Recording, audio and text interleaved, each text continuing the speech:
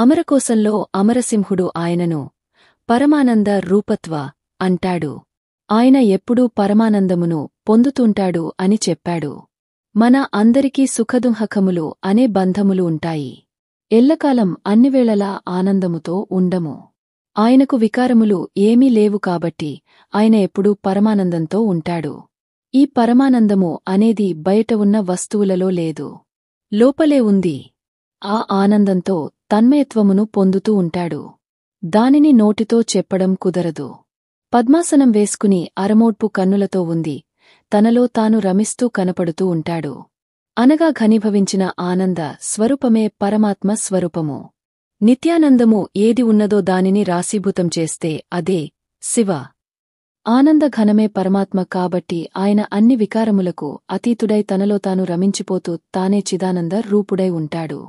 ఆయనకు మనస్సులో కదలిక ఉండదు. మనం అందరం కూడా కదులుతున్న తరంగములతో కూడిన సరోవరములలాంటి వారము. మనం ఉదయం నిద్రలేవగానే పరమాత్మతో కూడిన మనస్సు పరమాత్మ నుండి విడివడుతుంది. వెంటనే అది ఒక ఆలోచన మొదలు పెడుతుంది. చేయవలసిన పనులకు సంబంధించిన అనేక సంకల్పములు ఒకదాని వెంట ఒకటి రావడం ప్రారంభిస్తాయి. ఇవి సుఖములకు దుఃఖములకు కూడా హేతువులు అవుతుంటాయి.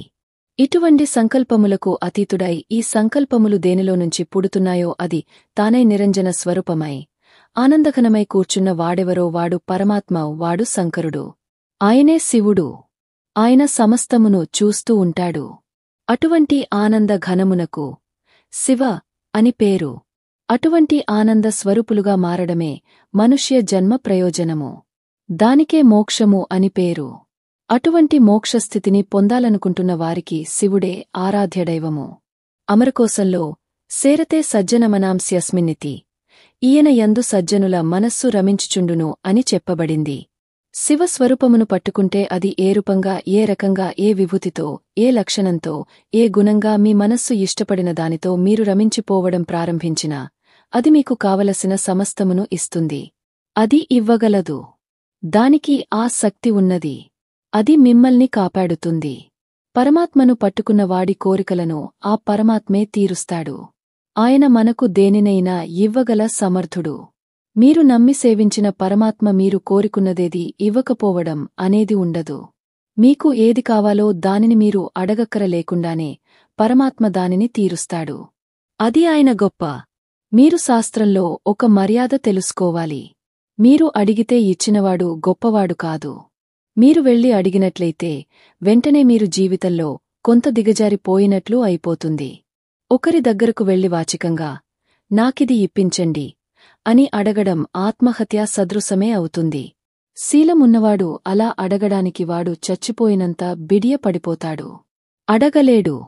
అందుకే పూర్వకాలంలో మీసంలో ఒక వెంట్రుక తాకట్టు పెట్టి అప్పు తెచ్చుకునేవారు. అది వాళ్ల రోషమునకు చిహ్నము. వాని రోషమునకు, శీలమునకు ఆ వెంట్రుకను ప్రాతిపదికగా తీసుకొని అప్పు ఇచ్చేవారు. మీరు శివస్వరూపమును ఎలా పట్టుకున్నా శివుడు మిమ్మల్ని రక్షించడానికి ముందుకు వస్తాడు. అమరకోశంలో అమరసింహుడు శివ శబ్దమునకు సజ్జనుల మనస్సు రమించే స్వరూపం కలిగినవాడు అని అర్థం. అది ఎలా రమిస్తుంది? దేనివలన? దానికి ఈ కారణము, ఆ కారణము అని చెప్పడం కుదరదు. మీకు మనస్సు ఉంటే, భక్తి ఉంటే ఒక్క కారణం చాలు. ఏదో ఒక కారణంతో శివుడియందు మనస్సు రమిస్తేవానికి సమస్తమైన ఐశ్వర్యము కలుగుతుంది. ఇహము నుండి పరము వరకు, మోక్షము వరకు పొందగలడు. కాబట్టి శివభక్తి అటువంటి స్థితిని ఇవ్వగలిగినది. అమరకోశంలో శివ శబ్దమునకు మరొక నిర్వచనం చెప్తూ చేతే సజ్జన మనాంసి ఇతివా, సాధువుల మనస్సునందు తానుండువాడు. ఇప్పటివరకు సాధువులు తమ మనస్సును శివునియందు పెట్టారు. లోపల ఉండే హృదయ పద్మము పరిశుద్ధముగా భక్తి అనే తేనెతో నిండి ఉంటే అక్కడికి ఆ తేనె కోసం పార్వతీ పరమేశ్వరులనే 2 గండు తుమ్మెదలు వచ్చి హరిస్తూ ఉంటాయి. ఇప్పుడు ఎవరి మనస్సు శివనామము పట్టుకుని రమించిపోతున్నదో, ఎవరు శృతి ప్రమాణము చేత పరవశించి పోతున్నారో వారి మనస్సునందు పరమశివుడే వెళ్లి చేరి ఉంటాడు. అనగా ఆయనే శివుడైపోయి ఉంటాడు. అమరకోశంలో శివునకు చెప్పిన వ్యాఖ్యానమును పరిశీలించినట్లయితే శివుడిని ఏ రకంగానైనా పట్టుకుంటే ఆయన మిమ్మల్ని ఉద్ధరించగలడని చెప్పబడింది. శివనామము పంచాక్షరి మంత్రములో దాచబడింది. నమఃశివాయ అనేది పంచాక్షరీ మంత్రము. నమశ్శివాయ అనే నామమును వేదము చాలా కట్టడి చేసి ఎంతో జాగ్రత్తగా చెప్పింది.